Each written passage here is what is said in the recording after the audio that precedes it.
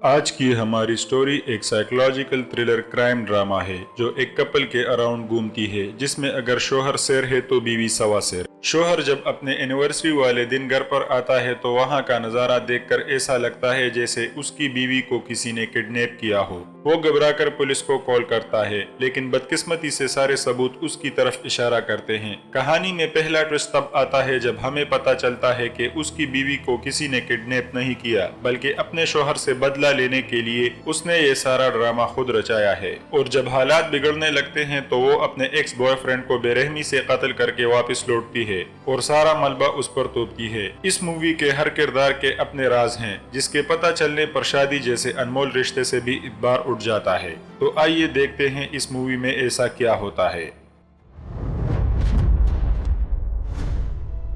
कहानी की शुरुआत में हम निक को अपने बार में देखते हैं, जो उसकी बीवी एमी ने खरीद कर उसे दिया है, जिसे वो और उसकी बहन मार्गो चलाती है। इनकी बातों से हमें पता चलता है कि आज निक की शादी की 5वीं सालगिरह है, लेकिन उसके चेहरे पर कोई खुशी नहीं होती। वो अपनी बहन को बताता है कि वो इस शादी से उकता चुका है और एमी से अलग होने का सोच रहा है। घर पर पहुंचने के बाद वो देखता है कि दरवाजा पहले से खुला था। वो एमी को आवाज लगाता है, लेकिन उसे कोई जवाब नहीं मिलता, इसलिए वो उसे ढूंढने लगता है। और ढूंढते हुए जब वो अपनी लिविंग रूम तक पहुंचता है तो उसके अवसान खता हो जाते हैं, क्योंकि यहाँ पर एक टेबल टूटी हुई है और सामान बिखरा पड़ा है। वो घबराहट में पुलिस को कॉल करता है। पुलिस डिपार्टमेंट से डिटेक्टिव रोंडा और उसका साथी गिल आते हैं और घर की छानबीन करते हुए उन्हें किचन में खून के धब्बे मिलते हैं। क्योंकि घर अब क्राइम सीन बन चुका है, इसलिए रोंडा निक से कुछ दिनों के लिए कहीं और शिफ्ट होने को कहती है। वो निक को आगाह करती है कि अब उससे भी पूछताछ होगी, इसलिए वो अगर चाहे तो अपने लिए वकील रख ले।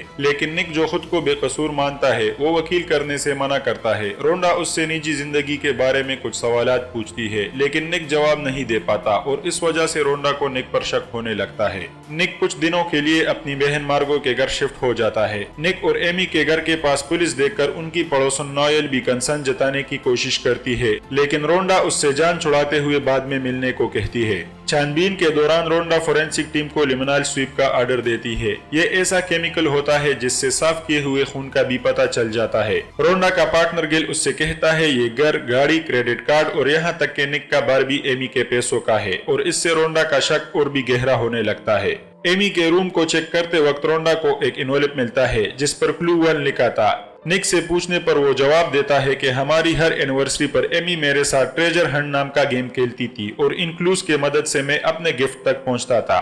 इसके बाद हम एक प्रेस कॉन्फ्रेंस देखते हैं जो पुलिस वालों ने रखी है, और ये इसलिए क्योंकि एमी के पेरेंट्स ने उसके बचपन में अमेजिंग एमी के नाम से कई सारे बुक्स उसके नाम पर लिखे थे, जिस वजह से एमी किसी सेलिब्रिटी से कम नहीं थी और इस केस को मीडिया के सामने लाना जरूरी भी था। इसको अटेंड करने के लिए पुलिस ने निक और एमी के पेरेंट्स को भी बुलाया होता है और स्पीच देते हुए वो लोगों से अपील करते हैं कि अगर किसी को भी एमी के बारे में कुछ भी पता चले तो उन्हें जरूर आगाह किया जाए। इस दौरान एमी के पोस्टर के साथ पिक्चर लेते वक्त एक रिपोर्टर के कहने पर निक एक हल्की सी स्माइल देता है और ये फोटो आगे जाकर निक की मुसीबतें बढ़ाने वाली हैं। प्रेस कॉन्फ्रेंस खत्म होने के बाद रोंडा एमी के पेरेंट्स से उसकी पास्ट के बारे में कुछ सवालात पूछती है और अगर उन्हें किसी पर शक हो तो वो जाहिर करने को कहती है। उनसे रोंडा को मालूम पड़ता है कि पास्ट में एमी के 2 बॉयफ्रेंड्स रह चुके हैं, एक डेजी कॉलिंस जिस पर एमी ने स्टॉकिंग का इल्जाम लगाया था और दूसरा टॉमी ओहारा जिस पर एमी ने असमत दरी का केस किया था। यहाँ से जाते वक्त रोंडा निक से क्लू 1 में दिए हुए इंडिकेशन के बारे में पूछती है तो वो उसे अपने कॉलेज के ऑफिस में लेके आता है और यहाँ पर उनको दूसरा क्लू भी मिलता है। यहाँ की तलाशी करते वक्त रोंडा को एक लेडीज इनरवेयर भी मिलता है, जिससे रोंडा के शक का पहाड़ बढ़ने लगता है। दूसरे क्लू में एक ब्राउन हाउस के बारे में लिखा है। रोंडा के पूछने पर निक अनजान होने का नाटक करता है, लेकिन अंदर ही अंदर वो समझ जाता है कि इस क्लू का इशारा उसके फादर की घर की तरफ है। पुलिस स्टेशन से निकलने के बाद वो अपने फादर के घर पर पहुंचता है और यहाँ उसे 3rd क्लू भी मिलता है, लेकिन इतने में वहाँ रोंडा और गिल भी आ जाते हैं। रोंडा पूछती है कि कहीं क्लू में बताया गया ब्राउन हाउस तो ये नहीं है। निक जवाब देता है कि ये मेरे फादर का घर है और मैं कभी कभार यहाँ मेंटेनेंस के लिए आता रहता हूँ, और इतना कहने के बाद वो यहाँ से चला जाता है। बाद में गाड़ी में बैठकर जब वो 3rd क्लू पढ़ता है तो उसके समझ में कुछ नहीं आता। इसके बाद मूवी पास्ट में जाती है, जहां हम देखते हैं कि एक पार्टी के दौरान निक और एमी की मुलाकात होती है और पहली ही मुलाकात में एमी निक पर फिदा हो जाती है। निक एक मिडिल क्लास फैमिली से आता है, जबकि एमी अपने रिच पेरेंट्स की इकलौती बेटी है।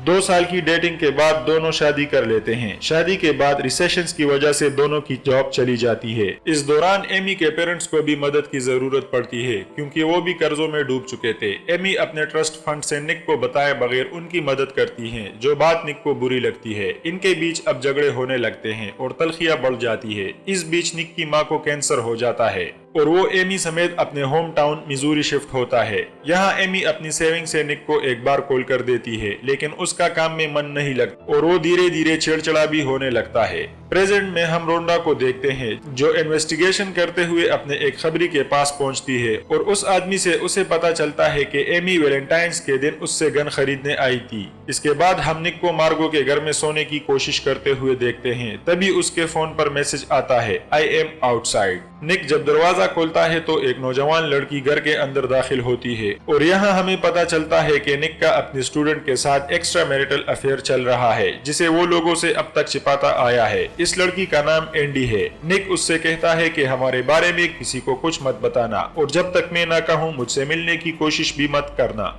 निक एंडी से उस इनरवेयर के बारे में भी पूछता है, लेकिन वो श्योर नहीं होती कि वो उसका है या नहीं, जिससे निक को शक होने लगता है कि शायद गायब होने से पहले एमी को एंडी के बारे में पता चल चुका था और वो उसी ने ही पुलिस के देखने के लिए वहां रखा था। एंडी आज रात निक के साथ बिताने की जिद करती है, जिस पर निक मान जाता है और वो इंटीमेट भी होते हैं। अगली सुबह निक एंडी को मार्गो के देखने से पहले वापस भेजता है, लेकिन मार्गो ये सब देख चुकी थी। वो निक पर गुस्सा होते हुए कहती है कि बाहर सब लोग तुम्हारी बीवी को ढूंढने में लगे हैं और तुम यहाँ पराई लड़कियों के साथ गुलचर्रे उड़ा रहे हो। क्या तुमने टीवी पर देखा नहीं है कि लोग तुम्हारे बारे में क्या सोच रहे हैं? अगर किसी को इस बारे में पता चला तो तुम्हारा जेल जाना तय है। इतना कहते हुए वो टीवी ऑन करती है, जिसमें वही तस्वीर दिखाई जा रही थी जो उसने अपनी बीवी के पोस्टर के साथ खिंचवाई थी और टीवी एंकर निक को लेकर सवालात उठा रही थी कि कोई आदमी इतना इजी कैसे हो सकता है जबकि उसकी बीवी किडनैप हो चुकी हो। एंकर ने अपने प्रोग्राम में एक वकील को बुलाया होता है जिसका नाम टेनर बोल्ट है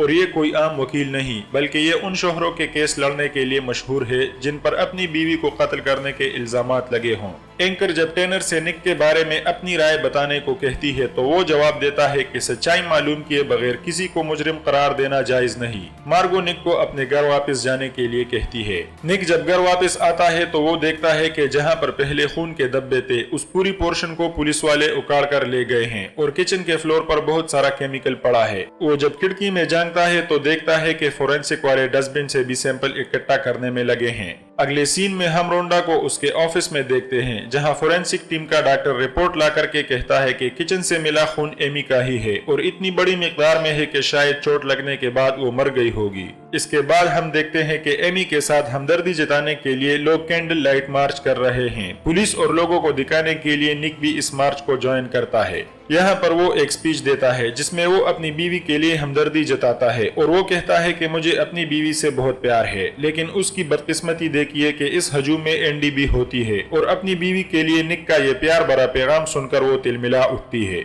क्योंकि निक ने अपने बीवी को छोड़कर उसके साथ शादी करने के वादे किए थे। निक के स्पीच के दौरान उनकी पड़ोसन नोवेल भी यहाँ आती है और वो चिल्लाकर पूछती है, तुमने अपनी प्रेग्नेंट बीवी के साथ आखिर क्या किया है? ये सुनते ही लोगों के इस हजूम को दचका लगता है क्योंकि एमी के प्रेगनेंसी के बारे में किसी को भी पता नहीं था। यहाँ तक कि खुद निक भी हैरान हो जाता है। माहौल को बिगड़ता देखकर पुलिस वाले निक को यहाँ से लेकर जाते हैं। इसके बाद निक को हम अपने घर में देखते हैं जो इसी सोच में पड़ा है कि आखिर उसके साथ ये क्या हो रहा है। इतने में रोंडा और गिल भी यहाँ आ जाते हैं और वो भी वही सवाल पूछते हैं जिस पर निक जवाब देते हुए कहता है कि वो पड़ोसन पागल हो गई है और मेरी बीवी की इसके साथ कोई दोस्ती नहीं थी। रोंडा उसे कुछ पिक्चर्स दिखाती है जिनसे साफ जाहिर होता है कि एमी और नोएल के बीच अच्छी खासी दोस्ती थी। इस पर निक भड़क जाता है और वो बोलता है कि इनकी दोस्ती से ये साबित नहीं होता कि एमी सच में प्रेग्नेंट थी। जवाब में रोंडा कहती है कि तुम्हारे घर से हमें एमी के यूरिन सैंपल मिले हैं जिससे ये बात वाज़ेह हो जाएगी कि आया वो प्रेग्नेंट थी या नहीं, लेकिन इसके अलावा तुम्हारे किचन के फ्लोर से बड़ी मिकदार में खून साफ करने की कोशिश की गई थी और हाल फिलहाल में तुमने एमी के इंश्योरेंस के पैसों को भी बढ़ाने की कोशिश की है और तुमने एमी के क्रेडिट कार्ड से हद से ज्यादा फजूल चीजों की शॉपिंग की है। इन सब से ये अंदाजा लगाना मुश्किल नहीं कि एमी को गायब करने या मारने के पीछे तुम्हारा ही हाथ हो सकता है। अब ये झूठ बोलना बंद करो और सच सच बताओ। इस दौरान रोंडा को फोरेंसिक टीम से फोन आता है। वो ये बताते हैं कि यूरिन सैंपल की रिपोर्ट से ये साबित होता है कि एमी प्रेग्नेंट थी। ये खबर सुनते ही निक पर जैसे आसमान टूट पड़ता है और वो गुस्से में रोंडा से कहता है, आज के बाद मैं वकील के बगैर तुमसे एक बात भी नहीं करूंगा। रोंडा, जिसका शक अब यकीन में बदलता हुआ दिख रहा है, वो अपने पार्टनर गिल के साथ निक के फादर के घर की तलाशी कर रही है। यहाँ के बेसमेंट की अंगेठी में उन्हें एक डायरी मिलती है जिसे किसी ने जलाने की कोशिश की है, लेकिन वो पूरी तरह जली नहीं थी। डायरी को खोलकर मालूम पड़ता है कि ये एमी की है और ये इस केस में एक अहम पेश रफ्त साबित हो सकती है। मीनवाइल हम देखते हैं निक को। वो थर्ड क्लू सुलझा लेता है जिसमें मार्गो के घर के बाहर वाले वुडन केबिन की तरफ इशारा किया गया है। निक जब वहाँ जाकर देखता है तो हैरान हो जाता है क्योंकि एमी के क्रेडिट कार्ड से खरीदी गई वो सारी चीजें किसी ने यहाँ लाकर छिपाई है और इनमें निक का एनिवर्सरी गिफ्ट भी है।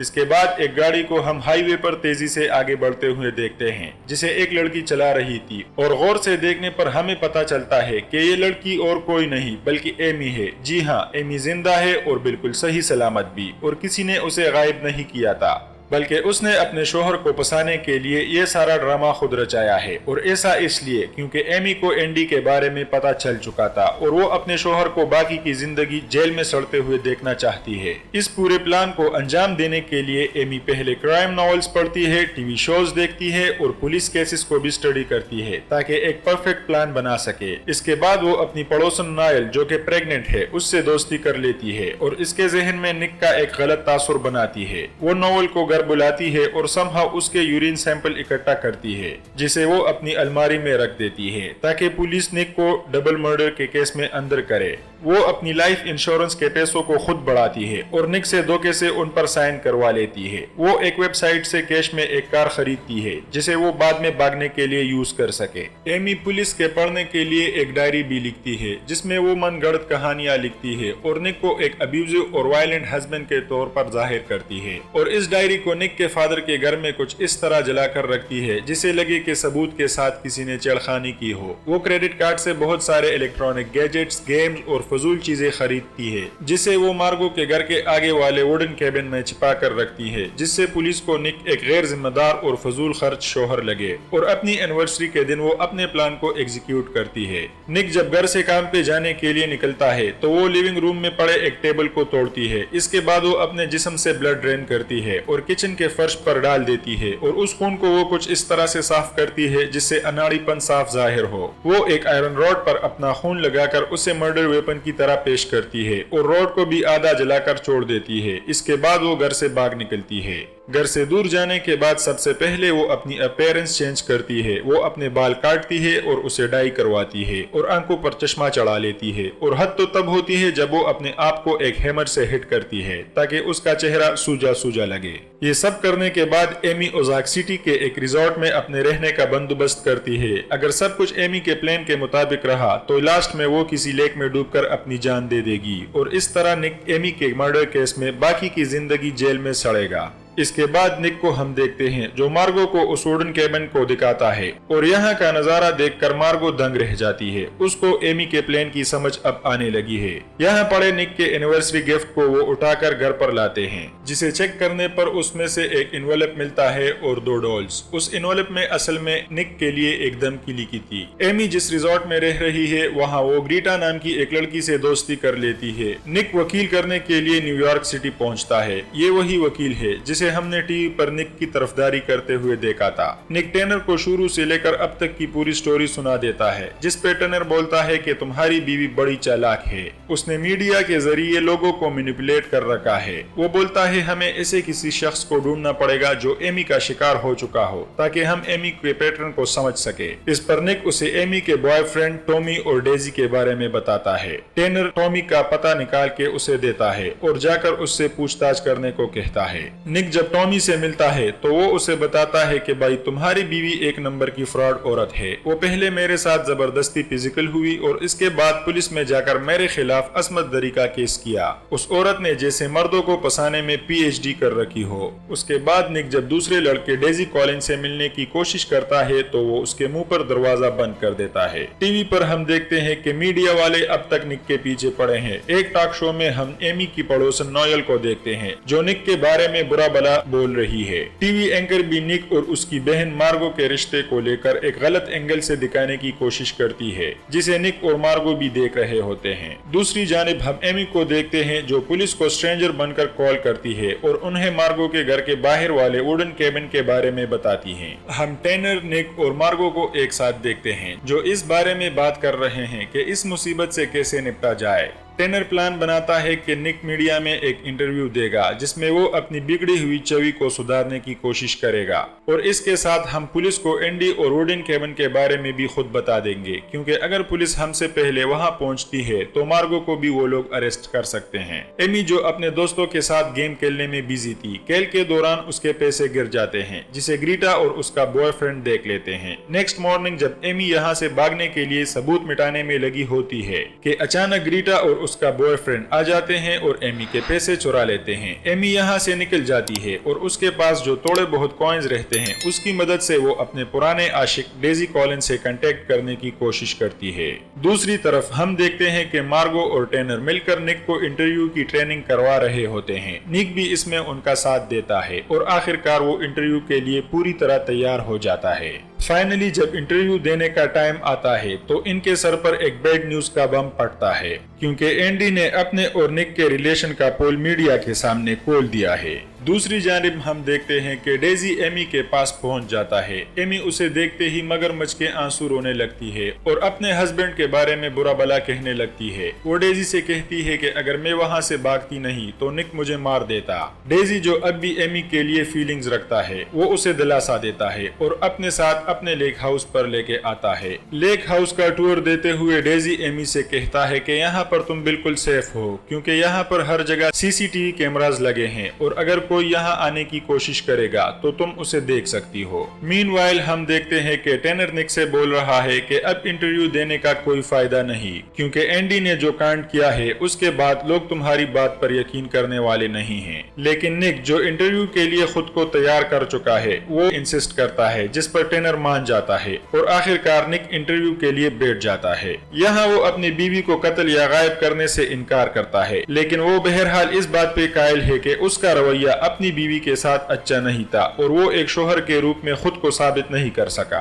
एंकर के एक सवाल पूछने पर निक कैमरा के सामने इमोशनल होने की एक्टिंग करता है और सीधा अपनी बीवी से मुखातिब होकर के कहता है, मैंने तुम्हारे साथ बहुत बुरे सलूक किए, लेकिन आगे से ऐसा नहीं होगा। तुम जहाँ भी हो बस सेफ रहो और मैं तुमसे बहुत प्यार करता हूँ। मीनवाइल डेजी और एमी जो दोनों निक का इंटरव्यू देख रहे थे, निक की बातें सुनने के बाद एमी का दिल पसीज जाता है। डेजी जो एमी के आंखों में अपने हस्बैंड के लिए चमक देखता है वो टीवी बंद कर देता है और एमी से कहता है कि वो निक को बुलाकर नई शुरुआत करे, लेकिन एमी उससे थोड़ा वक्त मांगती है, जिस पर डेजी उससे कहता है कि कल से मैं भी तुम्हारे साथ शिफ्ट होने वाला हूँ और दोनों मिलकर हालात का मुकाबला करेंगे। इसके बाद पुलिस जिनको टिप मिली थी वो मार्गो के घर पर छापा डालती है और वुडन केबिन को चेक करते ही उसे अरेस्ट कर लेते हैं। निक और उसका वकील जब मार्गो को छुड़ाने के लिए पुलिस स्टेशन आते हैं तो इसी दौरान फोरेंसिक टीम वाले मर्डर वेपन को भी रोंडा के सामने रखते हैं, जिससे वो निक को भी अरेस्ट कर लेती है। नेक्स्ट मॉर्निंग टैनर किसी तरह उन दोनों की जमानत करवा लेता है। इसके बाद हम एमी को देखते हैं जो लेक हाउस में है और वो डेजी से छुटकारा पाने की तरकीबें सोच रही है।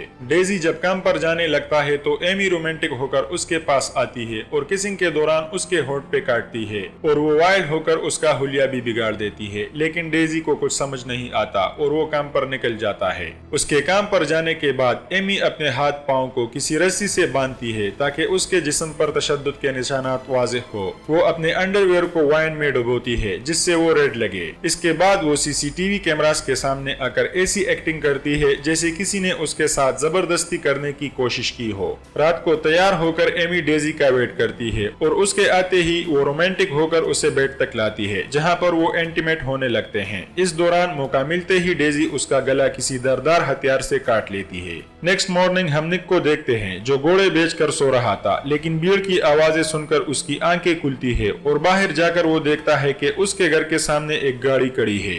और ये देखकर वो हका बका रह जाता है क्योंकि उस गाड़ी से एमी निकलती है जो खून से लथपथ है। वो उसे जल्दी से हॉस्पिटल लेकर जाता है। कुछ देर बाद हॉस्पिटल में पुलिस एमी का बयान रिकॉर्ड करने आते हैं। पुलिस को बयान देते हुए एमी कहती है कि एनिवर्सरी वाले दिन डेजी हमारे घर पर आया था और मुझे अपने साथ जाने के लिए वो कह रहा था, लेकिन मैंने उसकी बात मानने से इनकार कर दिया, जिस पर गुस्सा होकर उसने एक आयरन रॉड से मेरे सर पर मारकर मुझे बेहोश कर दिया और अपने साथ लेक हाउस ले गया, जहां वो हर रोज मुझे टॉर्चर करता था और मेरे साथ जबरदस्ती भी करता था। लेकिन डिटेक्टिव रोंडा को उसके बातों पर यकीन नहीं आ रहा और जब वो एमी से सवालात पूछकर उसका झूठ पकड़ने की कोशिश करती है तो एमी उसे ताना मारते हुए कहती है कि तुम्हारी नाअहली की वजह से अब तक मेरे हस्बैंड जेल में होते और मैं अब तक उस दरिंदे के जंगल में होती। एमी की ये दुख भरी कहानी सुनकर सीनियर पुलिस वाले रोंडा को मजीद सवालात पूछने से मना करते हैं और एमी को हॉस्पिटल से डिस्चार्ज करते हैं। घर पहुंचने के बाद निक एमी से कहता है कि अब ये नाटक बंद करो और मुझे सच सच बताओ, आखिर तुमने क्या किया है। एमी बोलती है, क्या तुम वही निक हो जिसे मैंने टीवी पर देखा था? निक जवाब में कहता है कि टीवी पर मैंने सिर्फ एक्टिंग की थी ताकि तुम वापस आ जाओ और मैं लोगों को अपनी बेगुनाही का सबूत दे सकूं। निक उससे कहता है कि तुम एक कातिल हो और अब इसके बाद मैं तुम्हारे साथ और नहीं रह सकता, जिस पर एमी कहती है कि मैं अपनी जान पर खेल कर तुम्हारे पास लौट आई हूँ और तुम मुझे छोड़ने का सोच रहे हो, ऐसा मैं कभी नहीं होने दूंगी और मैं तुम्हारी जिंदगी अजीरन कर दूंगी। इस पर निक भी डर जाता है कि कहीं फिर से कोई और ड्रामा खड़ा न करे। कुछ दिनों बाद एमी निक को एक गिफ्ट देती है जिसे खोलने पर निक को उसमें से एक प्रेगनेंसी किट दिखता है जो प्रेगनेंसी पॉजिटिव है। इस पर निक बौखला जाता है और वायलेंस पर उतर आता है क्योंकि पिछले कुछ महीनों से निक ने एमी को छुआ तक नहीं है। उसके पूछने पर एमी कहती है कि जब हम बच्चा करने की प्लान कर रहे थे और तुमने अपना स्पर्म फर्टिलिटी सेंटर में जमा कराया था तो मैंने उसी स्पर्म से टेस्ट ट्यूब बेबी के जरिए खुद को प्रेग्नेंट कर दिया है। वो कहती है कि इसके बाद अगर तुम मुझे छोड़कर जाते हो तो मैं तुम्हारे बच्चे को भी तुम्हारे खिलाफ भड़काऊंगी। और निक जो एमी को छोड़कर नई शुरुआत करने के सपने देख रहा था वो एमी के इस आखिरी चाल में मुकम्मल तौर पर फंस जाता है क्योंकि उसको भी जिम्मेदारी का एहसास होता है। अब वो एक साइकोपैथ और कातिल बीवी के साथ एक छत के तले जिंदगी गुजारेगा और इस बात का जब मार्गो को पता चलता है तो वो फूट फूट कर रोती है। कुछ हफ्ते बाद इनके घर में एक इंटरव्यू होता है और दोनों इस इंटरव्यू में अपना पहला बच्चा एक्सपेक्ट करने का ऐलान करते हैं। इसके साथ ये कहानी खत्म होती है। दोस्तों, अगर ये वीडियो अच्छी लगी हो तो इसको लाइक करें, अपने दोस्तों के साथ शेयर करें और हमारे चैनल को सब्सक्राइब करें। Thanks for watching.